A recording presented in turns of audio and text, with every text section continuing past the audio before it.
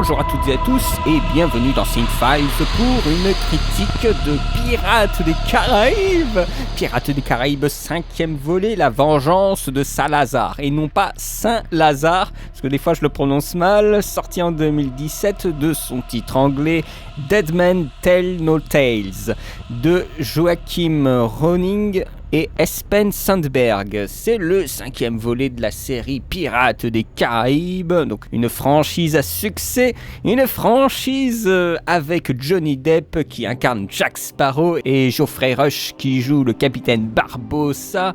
Mais nous avons de nouveaux arrivants dans ce volet-ci, Javier Bardem, Brenton Thwaites, je pense que je le prononce mal, et Kaya Scodelario. Il a coûté 230 millions de dollars, c'est un sacré budget, il dure 2h09 et qu'est-ce qui se passe pendant ces 2h09 ? Eh bien c'est Karina, une scientifique, une astronome, aidée par un jeune matelot, Henry, qui, avec Jack Sparrow, vont partir à la recherche du trident de Poséidon pour lever une malédiction.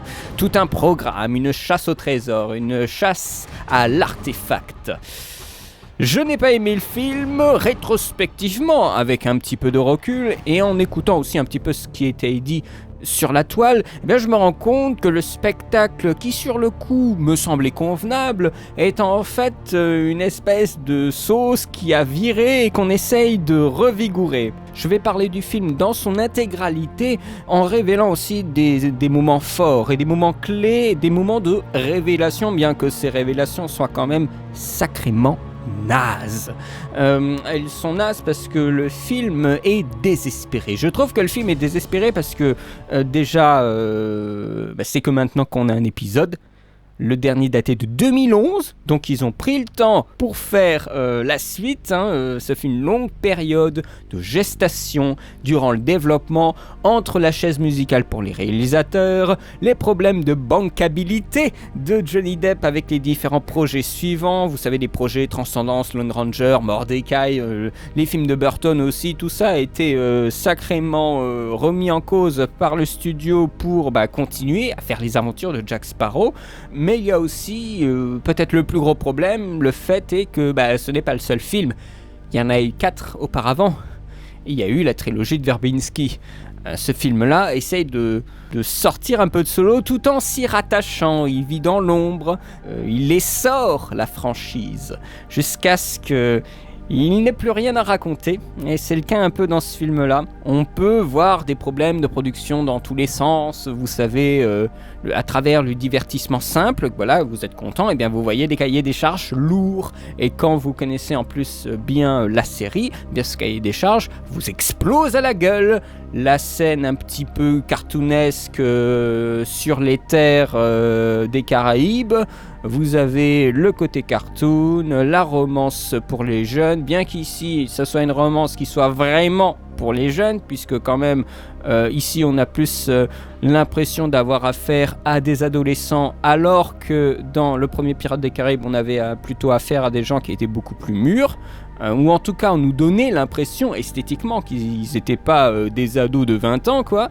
Il y a quand même une sacrée différence avec celui-ci. La différence c'est qu'il essaye d'imiter ce que les autres essayaient de faire en créant quelque chose, des situations. Bon, le 4 il est vraiment à part parce qu'il y a très très peu de liens que nous pouvons faire entre le 4e et le 5e. Il y en a un seul de lien, mais il n'est pas terrible, je vous en parlerai un peu plus tard. Ce film a un cahier des charges qu'il essaye de respecter en termes de situation, de narration. Il fait le lien avec la trilogie de Verbinski, je dirais presque, comme je l'avais lu, pour mieux la détruire. La résolution des problèmes du Hollandais volant qui est ridiculement facile en fait. Je pense que si ça avait été si simple, je pense que le Hollandais volant s'en serait occupé déjà. Et même, on va dire que le Hollandais volant a une malédiction et qu'elle est levée, ce qui est le cas à la fin du film. Eh bien, je suis en regret de vous dire que Orlando Bloom, son personnage est censé mourir, puisque n'oubliez pas que David Jones lui a percé le cœur, et que grâce à la malédiction, le mec est invincible, donc il est revigoré, il est revenu, hein, mais sans la malédiction, le mec il est mort, parce que son cœur est crevé. Donc, vous voyez, le film, il s'en fout de créer des incohérences. Mais parce qu'il y a une richesse du passé de Pirates des Caraïbes, et quand on fait des liens aussi étroits avec des personnages bien précis, eh bien il faut quand même s'assurer d'avoir un scénario en béton, plutôt que balancer comme ça des petites choses pour caresser les gens dans le sens du poil, mais ces petites choses ne sont pas bien traitées. Je prends cet exemple là de Will Turner, voilà, je ne trouvais plus le nom de Will Turner, c'est que il y en a partout dans le film des petits problèmes de ce style là, et ça handicape vraiment les gros fans des Pirates des Caraïbes. Ils connaissent plein de choses, bien soit ils vont voir qu'il y a beaucoup de choses qui se répètent, donc il n'y a pas grand chose d'intéressant, soit des problèmes avec la trilogie originale dans les traitements des personnages par exemple, qui changent quand même un petit peu, ou des petits détails tout d'un coup à la fin du film. Bien, Jack Sparrow est reparti pour de nouvelles aventures et il n'a plus son chapeau. C'est-à-dire que le mec, alors que son chapeau, c'est vraiment un truc de fou, quoi. Il y a presque un running gag avec son chapeau dans tous les films. Et ben là, il part comme ça sur le soleil couchant avec son navire sans le chapeau. Le chapeau de Jack Sparrow, c'est aussi important que son compas. Film, il se permet de faire un peu des fucks dans tous les sens. Vous savez, comme cette image de Mr Bean qui est sur la voiture et qui fait des fucks comme ça un peu partout. C'est un petit peu l'impression que j'ai avec ce film-là.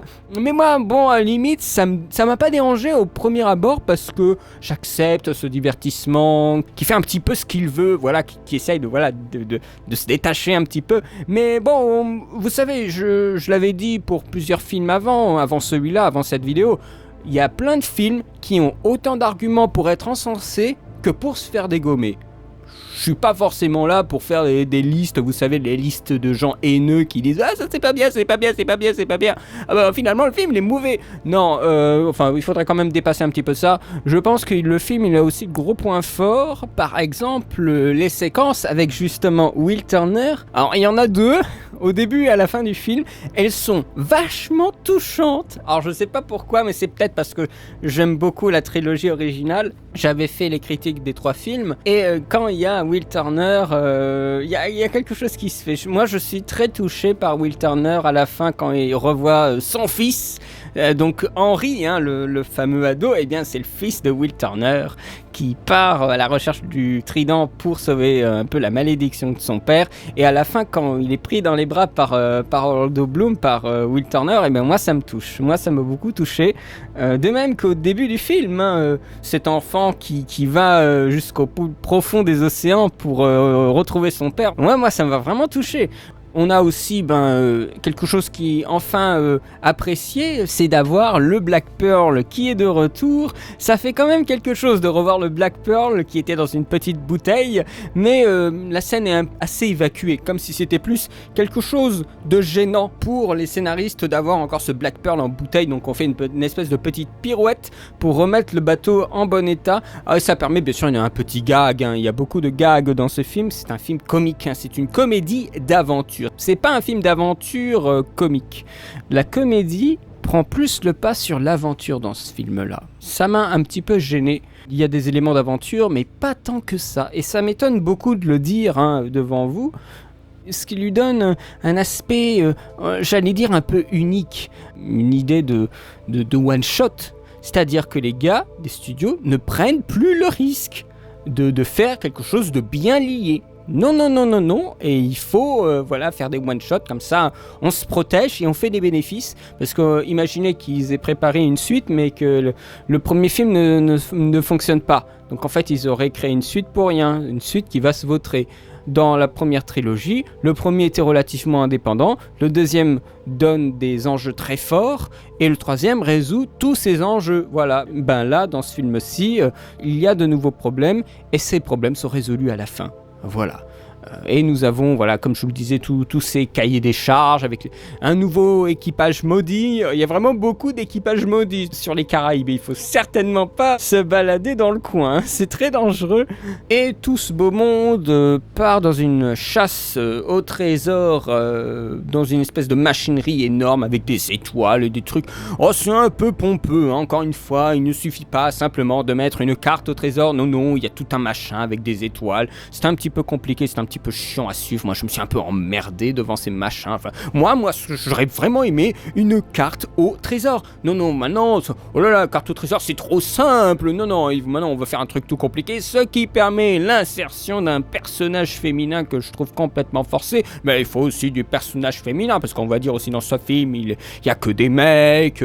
Oh là là, ce film, il n'y a pas une place pour une femme forte. Vous savez, toutes ces... Voilà, encore une fois, cahier des charges. Malgré moi, je suis en train d'évoquer un cahier des charges. C'est pénible de sentir ça. Moi, j'espère que vous qui avez vu le film, vous n'avez pas senti ce genre de choses. Parce que quand vous commencez à le sentir dans certains aspects du film, après, ça vous suit pendant toute la lecture du film. Et c'est très chiant. Moi, je m'en suis voulu un petit peu d'avoir ce truc-là. Voilà, maintenant, il y a ça, cahier des charges. Bam. Enfin, moi, ça m'a beaucoup énervé. Vous savez, tous ces petits moments où tu as l'impression que c'est Johnny Depp qui a écrit le script. Et c'est le cas, en plus. Johnny Depp, voilà, il fait un petit caméo avec Paul McCartney. Tu te dis, what? À quoi ça sert? Mais voilà, sûr, ça sert à rajouter 1 minute 40 avec son bon pote pour faire une petite blague. Regardez, oh là là, elle fait une blague. Vous voyez, c'est très très pénible ce genre d'aspect comme ça. Tu te dis, mais la narration devrait être beaucoup plus concentrée sur ces enjeux principaux. Il passe se rabattre sur une espèce de scène de mariage au milieu d'une carcasse de baleine, quoi. Qu'est-ce que ça fout là-dedans? C'est disperser l'enjeu dramatique. J'aime pas trop parler de cette façon, mais c'est-à-dire que votre objet dramatique, c'est la recherche du trident, c'est noyé par des petites scènes comme ça qui n'ont... Alors pour le coup, la scène de mariage, il paraît qu'il y a un lien avec un personnage des précédents Pirates des Caraïbes. Moi, je ne l'ai pas vu, hein, mais pour moi, cette scène de mariage n'a rien à faire là-dedans. Et en plus, elle n'est même pas terminée, elle est coupée court par Barbossa. Bon, maintenant, arrêtez les conneries, maintenant, je prends Jack Sparrow. Il y avait sûrement une autre façon de lier Jack Sparrow à cette recherche du trident avec Barbossa. Les faire rencontrer d'une autre façon. Là, c'est d'une simplicité assez exaspérante, hein. Moi, franchement, je suis vraiment pas très amusé par la façon dont le scénario se dégoupille. Mais c'est un scénario qui respecte aussi une tradition de Pirates des Caraïbes avec cette énergie cartoon, hein. C'est plutôt généreux à ce niveau-là. Le braquage de la banque, la scène de la guillotine qui est... franchement, Jack Sparrow, il est passé sur le fil du rasoir, hein. Et les requins fantômes aussi. Après, il y a Jack Sparrow qui fait du surf avec eux. Enfin voilà, c'est très...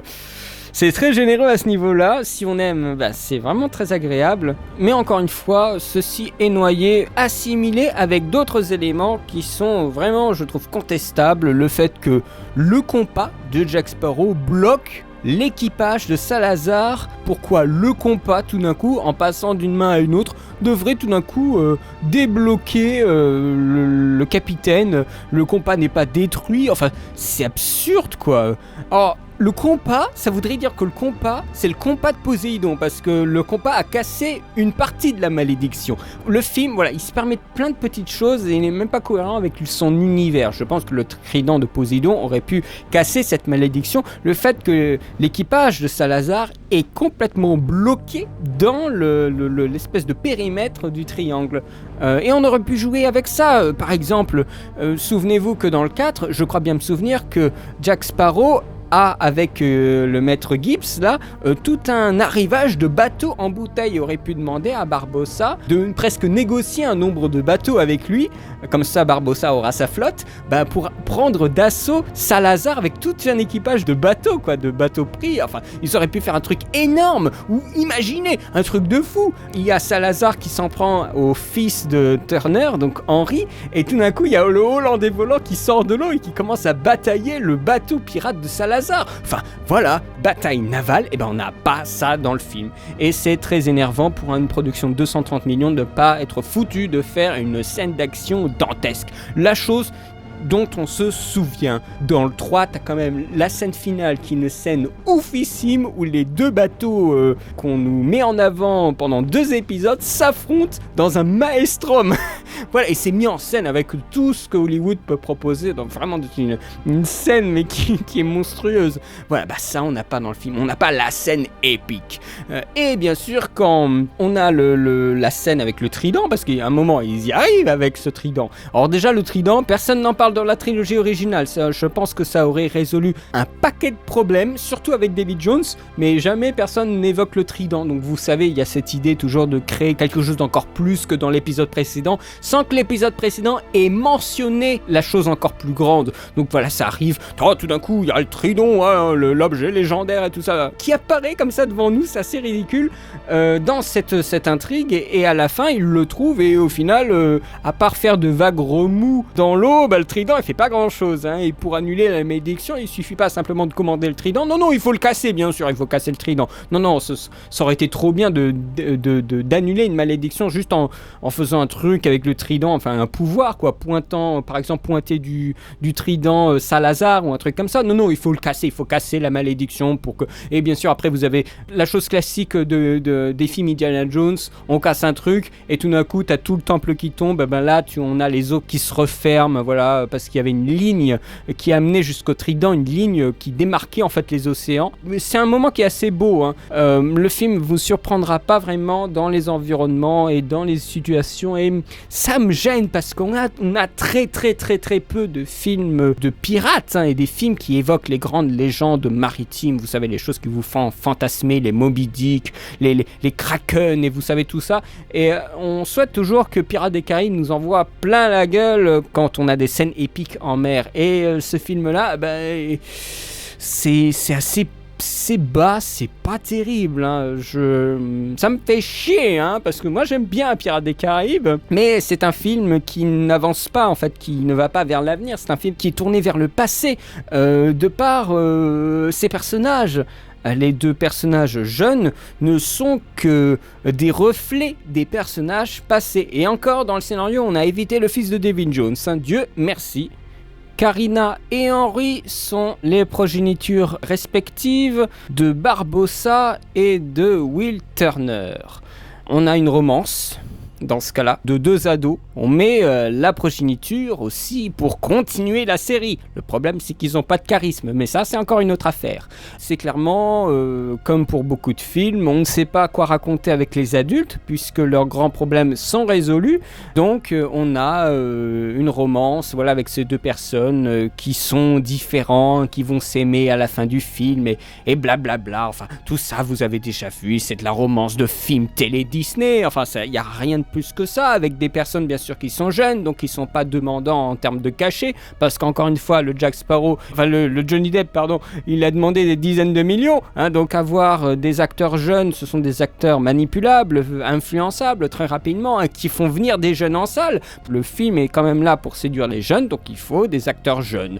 Donc voilà, encore une fois, cahier des charges, on a ces deux-là. Après, les deux... alors je sais pas pour les femmes ce qu'elles pensent de l'acteur là, de Brenton, mais je peux vous dire que la caillasse Scodelario dans le film, my God! Alors franchement, une bombe des Caraïbes, franchement elle est magnifique dans le film. Alors les cheveux, un truc de fou, le regard, enfin vraiment très très belle femme, mais son histoire je la trouve super grossière, c'est cliché à mort. On s'en doutait, c'est évident, mais on est là et on attend que ça passe. On n'est pas investi, ça me fait chier de pas être investi. Je suis trop rodé, je pense, pour le film. Ou c'est les scénaristes qui ne veulent pas en foutre une.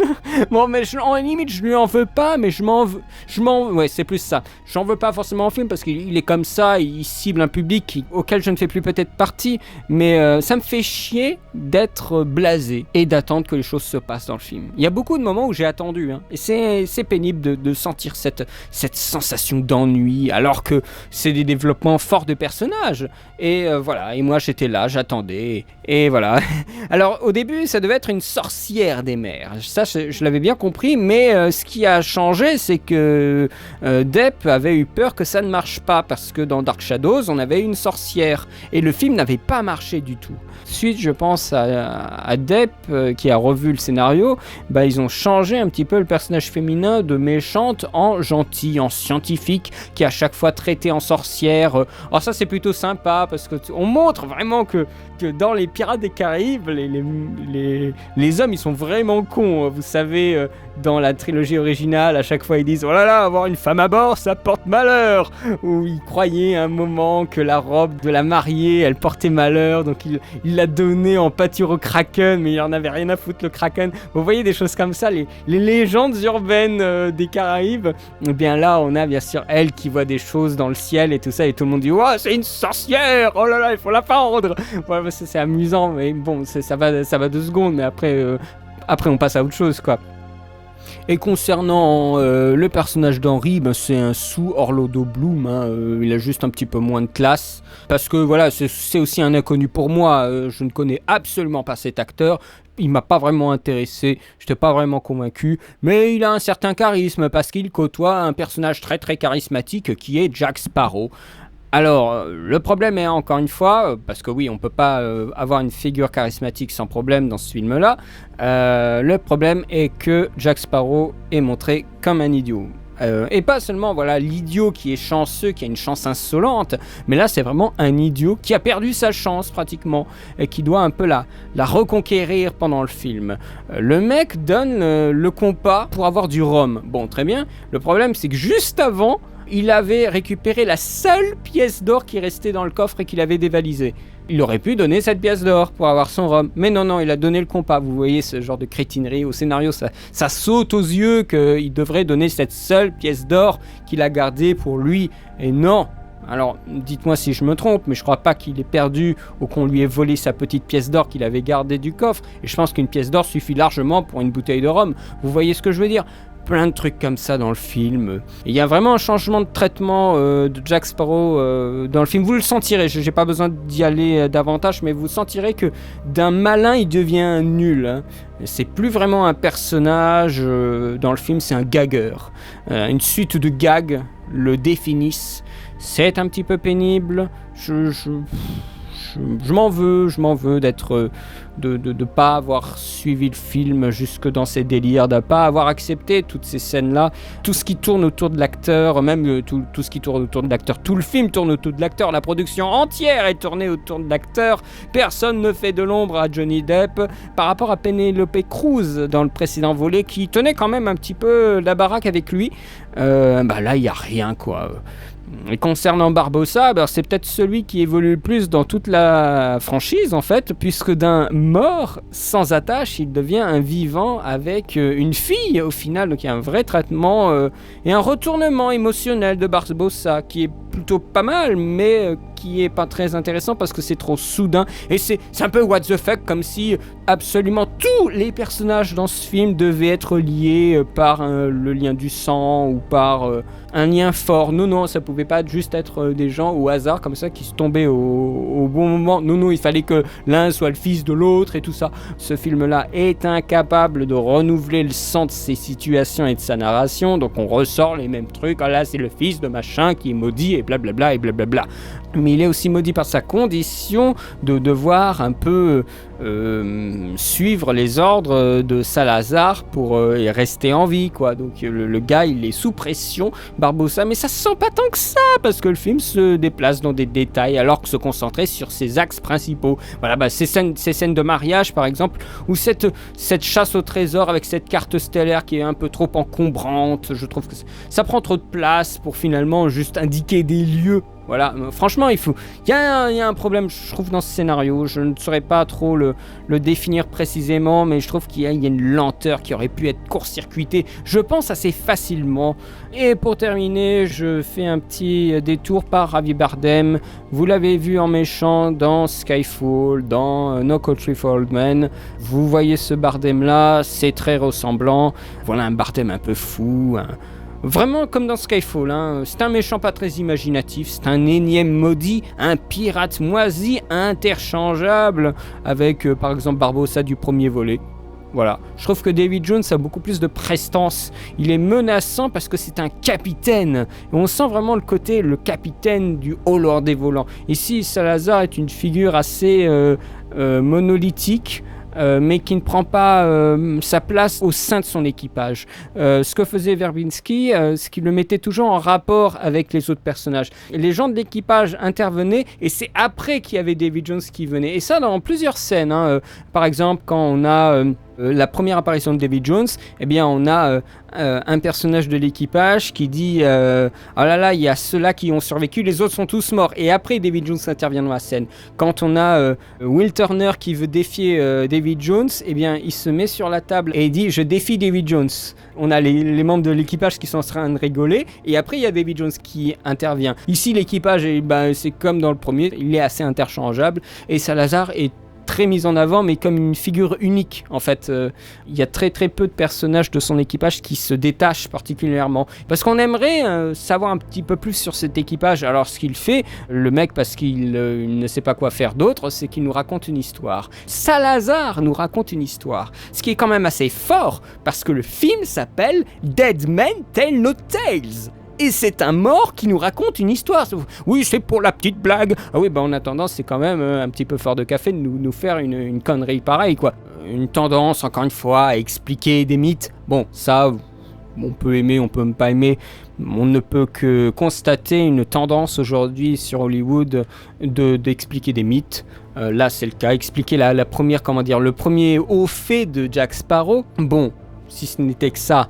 Le problème, c'est qu'ici, la légende de Jack Sparrow nous est racontée par Salazar. Donc, on adopte le point de vue de Salazar. Sauf que non, puisqu'on a des éléments qui sont extérieurs à la narration de Salazar. C'est-à-dire qu'à un moment, on a Jack Sparrow sur le bateau qui voit le capitaine qui est mort, et donc il prend, son compas ou un truc comme ça. Et ça, Salazar ne peut pas le savoir. Donc, pourquoi on nous le montre ? Vous voyez ce que je veux dire ? C'est-à-dire que le film explique plus que ce que Salazar est censé connaître de la situation dans laquelle il s'est trouvé, dans laquelle il a été piégé par Sparrow. C'est clairement, Salazar nous raconte l'histoire, mais il n'est pas censé raconter certains moments de l'histoire, puisqu'il n'était pas là, il était déjà mort. Vous voyez des trucs comme ça, tu te dis, mais comment les mecs peuvent se louper dans une narration facilement racontable en adoptant le point de vue de celui qui narre la situation. Une personne qui n'a peut-être pas tous les points de vue. D'ailleurs, ça aurait été trop bien d'avoir uniquement le point de vue de Salazar, une espèce de mec borné qui veut tuer tous les pirates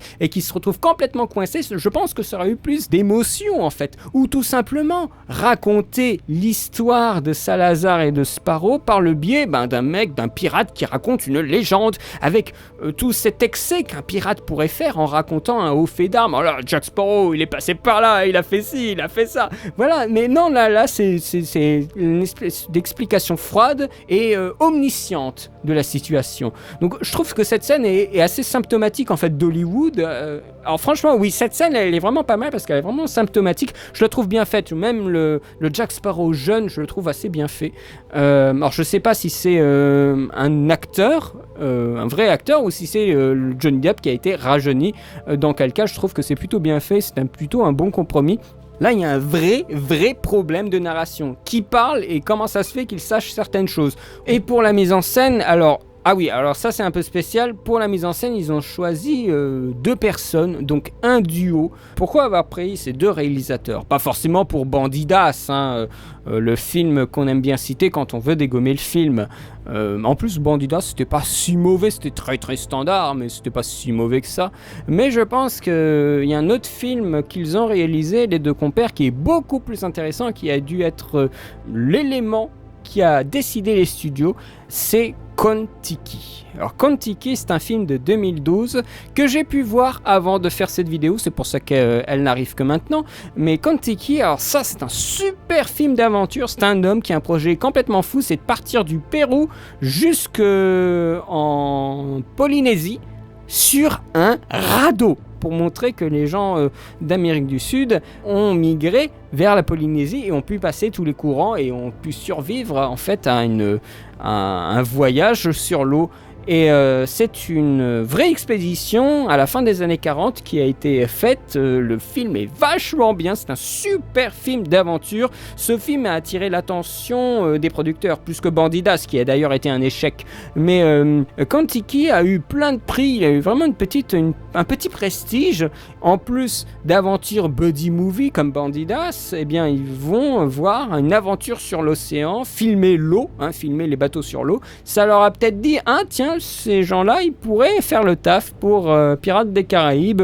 Alors bien sûr, c'est un budget colossal avec une armada d'effets spéciaux. Le film est sacrément numérique. Il est tourné en 6K pour une exploitation en salle en 4K. C'est vraiment du lourd. C'est aussi une équipe qui a changé.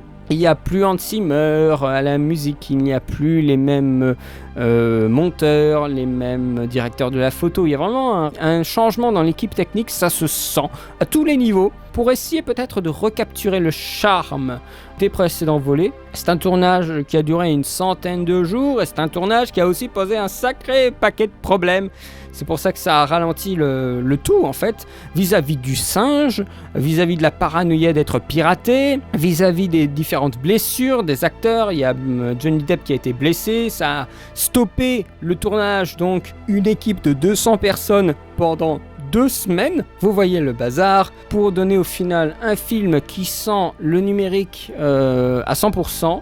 Bon, à la fin ça sent qu'il y a des fonds verts, c'est gênant parce que si on le voit maintenant, qu'il y a des choses qui sont en numérique et tout ça, mais qu'est-ce que ça va être dans 2-3 ans ? Ça va être affreux à regarder ce film. Et c'est le problème, je trouve. Il y a de belles images, mais il faut encore faire en sorte que ces images tiennent dans le temps. Parce qu'après, pour la postérité, pour le patrimoine, eh bien, tu auras envie de quand même avoir des films qui restent beaux. Parce que c'est des films qui sont dégueulasses de tous les côtés. En plus de séquences qui sont inutiles. C'était des séquences qui ont coûté une blinde, mais qui n'amènent à rien. La séquence des requins fantômes, alors c'est une bonne idée, des requins cadavres là qui sont amenés par Salazar pour essayer de tuer Jack Sparrow, mais finalement il n'y a rien qui se passe avec ces requins. Là il y a Jack Sparrow qui fait du surf, et après on ne revoit plus jamais ces requins. Ok, alors c'était juste pour rajouter de l'action. Vous savez, ces séquences, on dirait des reshoots. Ça n'amène à rien, il y a rien de plus en fait. Bien sûr, je pense pas que ce soit des reshoots, mais ce que je veux dire par là, c'est que on aurait pu l'enlever, ça n'aurait pas changé les masses de choses, mais vraiment pas. Donc voilà, c'est les moments gênants du film, un moment gênant parmi d'autres. La musique ne vaut pas grand chose puisqu'elle reprend beaucoup de thèmes que nous connaissons bien. Donc le film a du mal à sortir en fait du carcan qu'a chapeauté Hans Zimmer. J'ai pas encore écouté la musique du film même, donc le thème de Salazar je n'ai pas réécouté. Il peut être sympa, mais je prendrai le temps de réécouter la BO, mais autrement il n'y a pas grand chose d'intéressant à écouter, à se mettre sous l'oreille, et je pense que c'est un film pour Jerry Bruckheimer, bien sûr le producteur. Si ce film se vautre, Bruckheimer, c'est terminé. Il ne fera plus de films parce que déjà que ses derniers films c'était pas terrible, Lone Ranger, il s'est vautré complètement. Je pense que Bruckheimer là, il a vraiment du mal à repartir.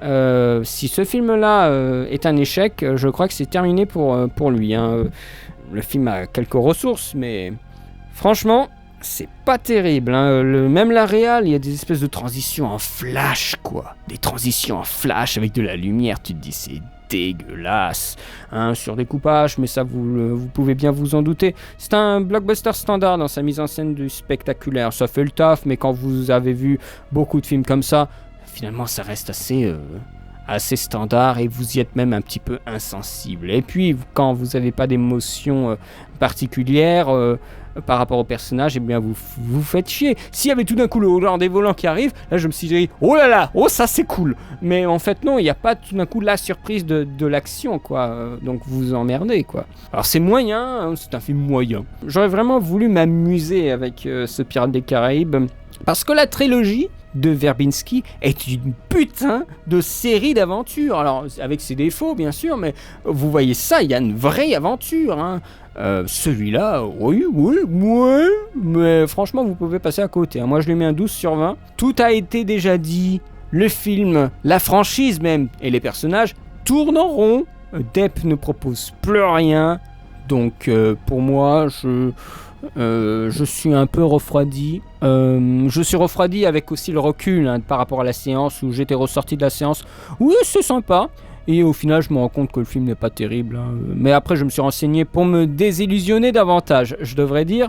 En tout cas, je rends l'antenne. Je crois que j'ai suffisamment parlé de ce film. J'espère que vous aurez passé peut-être un meilleur moment. Éventuellement, surprenez-moi. Dites-moi en commentaire si vous avez aimé le film. N'hésitez surtout pas. Quant à moi, eh bien, je vous remercie pour vos commentaires, pour votre soutien, pour les nombreux commentaires sur Alien Covenant. Alors là, je pensais pas qu'il y aurait autant de commentaires. Mais les conversations, bien que certaines étant sacrément butées, c'est-à-dire la guerre des tranchées, c'est clairement ça, eh bien ça m'a fait bien plaisir de pouvoir discuter avec vous. Je crois qu'il n'y a pas eu autant de commentaires depuis Crost, donc ça fait un petit moment. Mais voilà, je suis très content de tout ce retour, pas forcément positif, il y a aussi du retour négatif, mais je suis très content d'avoir tout ce retour autour de Alien Covenant, ça m'a fait très très plaisir. Et d'avoir pris aussi le temps, que vous ayez pris le temps d'écouter plus d'une heure de vidéo, enfin de podcast, je devrais dire. Quant à moi, eh bien, je serai toujours aussi frileux pour les strikes parce qu'ils sont pas enlevés. Ils sont enlevés ça commence à être enlevé à partir du 5 juillet. La prochaine vidéo, c'est Wonder Woman avant d'attendre début juillet. Mais ne vous inquiétez pas, je reviendrai tranquillement. En attendant, je fais des textes, je fais plein de trucs. J'espère que ça vous plaira. Je vous remercie de me suivre. Je vous souhaite une très bonne journée, une très bonne semaine et à très bientôt pour de nouvelles vidéos. Allez, salut!